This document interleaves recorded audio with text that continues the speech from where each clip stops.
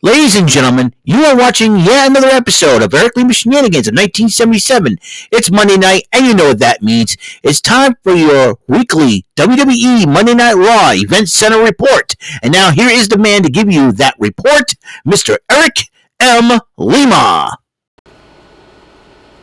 Thank you very much, Mr. Announcer, sir. Well, hello there, everyone. Welcome to yet another episode of Lima Shenanigans of 1977, episode at number 1530 of the show.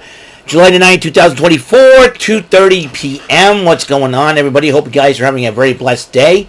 And hope your day is about as wonderful as it gets. Well, going to talk about what happened last night on Monday Night Raw, the fallout of Money in the Bank.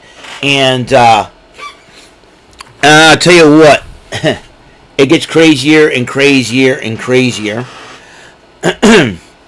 And first and foremost, Pat McAfee has returned to the broadcast booth after the broadcast position after spending some time with his family due to his father-in-law's passing. And it's good to see Pat McAfee back on the mic with Michael Cole. And brings a lot of entertainment. As you know, Damian Priest did arrive at the arena in Ottawa. And then CM Punk addresses the to the Ottawa crowd about Drew McIntyre and asks for Adam Pearce to come out and reinstate Drew McIntyre. Seth Rollins interrupts Punk. Is still upset with CM Punk for costing him the championship, and then basically kind of walks away from the whole situation. So there's that. And Adam Pearce was confronted. He says, "Hey, listen, I got dealings with Drew McIntyre to deal with. What is your issue?"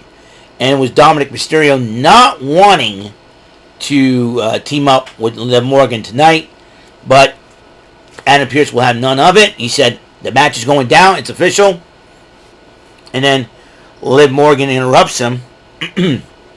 And basically he's trying to seduce the guy. I think Dominic Mysterio knows that it's only a matter of time when Rhea Ripley makes her return. A little bit more in that situation. Jey Uso, the Yeet King, going up against Chad Gable. And then the lights started flickering down during the matchup. And some of the lights started going down. And then all of a sudden, Jey Uso took advantage of that distraction that Chad Gable had. Ended up pinning him and winning the matchup. The lights go out. The ring's about to fill up with smoke. Gable retreats. And then Sister Abigail, a.k.a. Nikki Cross, and gives the announcers another box, another VHS tape that was inside it that says "Play Me." What the heck is going on? Then Jackie Redmond interviews Sheamus after looking at all that, and Sheamus, I think she congratulates Sheamus on 15 years in the company, and then all of a sudden Bronson re-interrupts him. He goes, "What? Watch what I see. Watch what I do to your boy Pete Dunne tonight." And and then Pete Dunne did fight Big Bronson Reed, and Bronson Reed ended up winning the matchup. And then Sheamus came, and then Bronson Reed was about to do more damage on Pete Dunne, and then Sheamus came out and basically basically brawled with him. And then he tried celebrating with Dunn, and then Dunn just like, "Get off me," and walks away. Sheamus wants to know what the heck is going on with Pete Dunne. And I think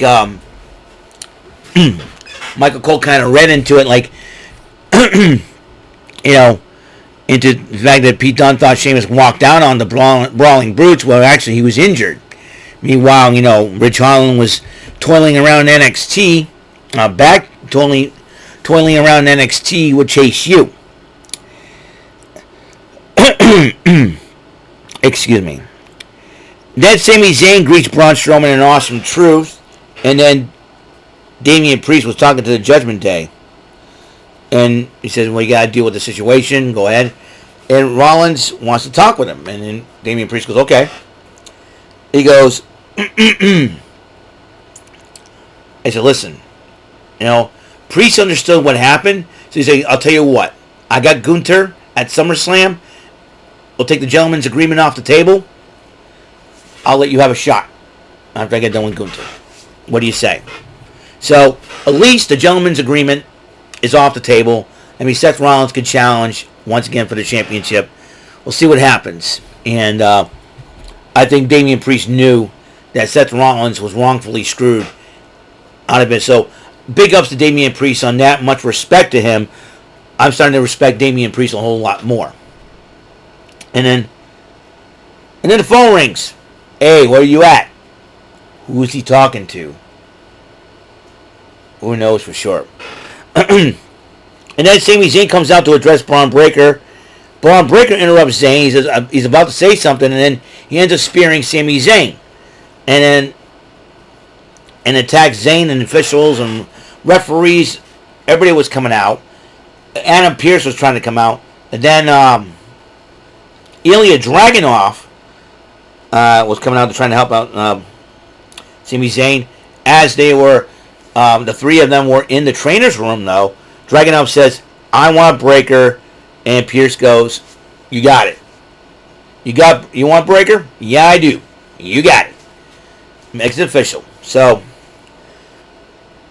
and then Austin Truth came out with their rap before their 6-man tag. And as they were rapping, well, they got jumped by the Judgment Day, as Judgment Day was waiting in the wings to fight for this matchup. And then and then it led to the 6-man tag, Carlito and the Judgment Day versus Braun Strowman and Austin Truth. And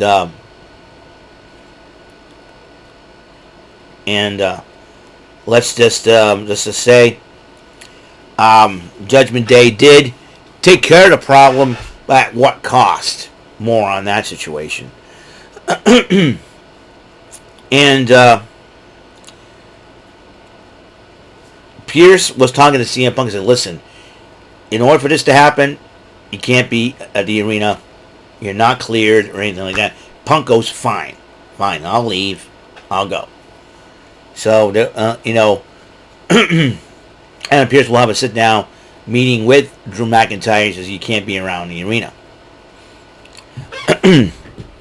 Because if you end up showing up, your title aspirations, your match with Drew could go all out the window.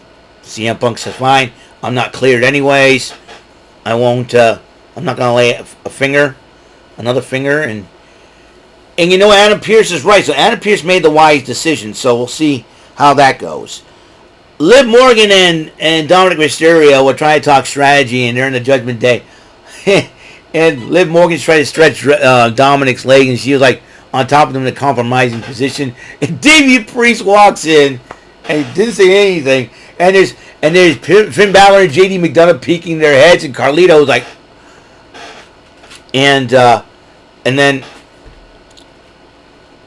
you go.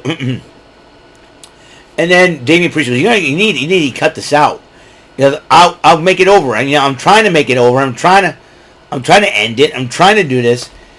I think Damian Priest goes, okay. And then Finn Balor goes, what's up? He goes, well, Dom's gonna find out.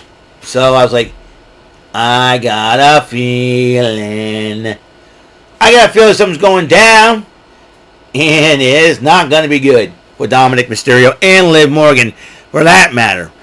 And then he got to the point where Damian Priest looks at Dominic and goes, I'm starting to understand your father. Let's say if Damian Priest decided to leave the Judgment Day. LWO? Interesting. Anyways,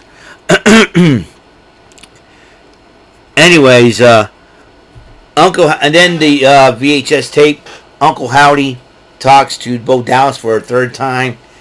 It's as sick as what we are, and as sick as what we'll become. And then Chad Gable confronted Pierce about the whole situation. Pierce goes, listen, I got dealing with Drew McIntyre. I don't have time for this. He opens up the door, and Bo Dallas is in his office. Interesting. And then Damage Control addresses Kane and Connor, Katana Chance, and Lara Valkyria. Dakota Kai did it in English, while Io Sky and Kairi Sane did it in Japanese. You had the subtitles at the bottom. They basically said, we are going to be in control. Ilya Dragunov went one-on-one with Braun Breaker. Dragunov wins by disqualification because Braun Breaker's got a slight temper problem. He decided to grab one of those announcers' chairs and tossed it at Dragunov. And then as he was about beating up on Dragunov, Zayn returns the favor for Dragunov. I'm going to hunch Sami Zayn versus Dragunov for the Intercontinental title would be a great matchup, my personal opinion. Hoping that, and if Braun Breaker sticks his nose into it, make it a triple threat for SummerSlam. That's what I say. And then Damian Priest addresses Gunther. And this is going to be a heck of a matchup. Priest and Gunther, both men about the same size, same weight. It's going to be a heck of a fight. And SummerSlam is going to be a banger as well. And the final testament addresses Xavier Woods. And John Cena says the old guard must be gone. The new guard must come in. And Xavier Woods tweeted, well, Kofi Kingston is going to be out for a few weeks because of a broken arm. I'm going to get to work. So, what does Xavier Woods have planned up his sleeve? We do not know. It will be an interesting situation as you go about this.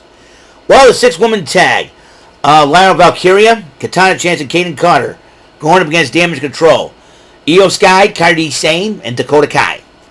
Heck of a matchup between these ladies, and Damage Control wins, but they were blindsided by Zoe Stark and Shayna Baszler, and rounding out the trio, Sonya Deville. And as the three of them beat down Damage Control, and Zoe Stark has a little bit of history with Io, I would not be surprised those two are going to go one-on-one pretty soon. But, however, so that's the deal with so that's the deal with so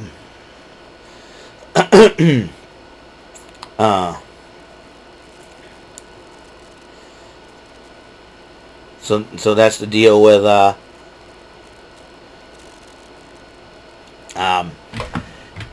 that whole thing. It looks like Damage Control may be turning face again. And that's the case.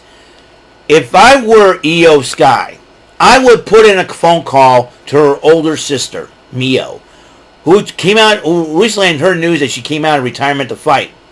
Will the WWE be interested in signing her? And that will be an interesting deal. What's going to go on? Who knows for sure. But Damage Control is going to need some help against Zoe Stark, Shayna Baszler, and Sonya Deville.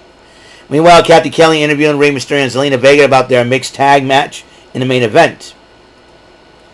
Then Jackie Redmond interviewed Stark, Baszler, and Deville to say, hey, we need to show the women's division who runs it around here. Meanwhile, while that's going on, Chad Gable is in the back talking to the Creed brothers and Ivy Nile. A new Alpha Academy. Everybody's been talking about it. Will they actually come to fruition? We shall soon see. Meanwhile, Albert Fire and Isla Dawn, the women's tag champs, interrupts us, Deville, Stark, and Baszler, saying, as long as we got the belts, we're the dominant ones. We're the ones that run the women's division. And then Gunther addresses Damian Priest. SummerSlam. Like I said, I'm looking forward to this matchup. It'll be great. Mixed tag match was the main event. Rey Mysterio and Zelina Vega of the LWO against Dominic Mysterio of the Judgment Day and Women's World Champ Liv Morgan. These two teams went at it, and Dominic Mysterio and Liv Morgan, through a little cheating, won the matchup. But as they're in another compromising position in the middle of the ring, this is my brutality. Rhea Ripley makes her return, and she's trying to make a beeline after Liv Morgan, who decided to skulk out and run around the ring like a scalded dog, and taking that women's world title with her. Liv, you're like a game show contestant with 3 whammies. You're pressing your luck. And Rhea Ripley confronted Dominic. Dominic tried to go hug her. Forget it. I was like, dude, Dominic is in deep doo-doo with mommy. So, that is the way. So that's part one of the Money in the Bank fallout. Part two will be on SmackDown. When I talk about what's going on SmackDown. But also tonight, we'll have NXT Heatwave fallout as well. We have a new NXT champ in Ethan Page. Ego. Okay. Excuse me. So we'll see what happens tonight on NXT. But next episode could be coming up. Some high rollers. So check that out. So that's all the time we have on the show. Episode 1530 of Eric Lima Shenanigans in 1977. Thank you for tuning in. And until the next episode comes rolling around, Mr. Announcer, take us home. That is all for today's episode. This is your announcer speaking for Eric Lima Shenanigans of 1977. A Big Beefy E, doing for Bob Saget Productions, and in association with a Raven Bofa Telepictures and Distribution. Thank you for watching today's episode. Tune in next time for another episode of Eric Lima Shenanigans of 1977. Goodbye for now.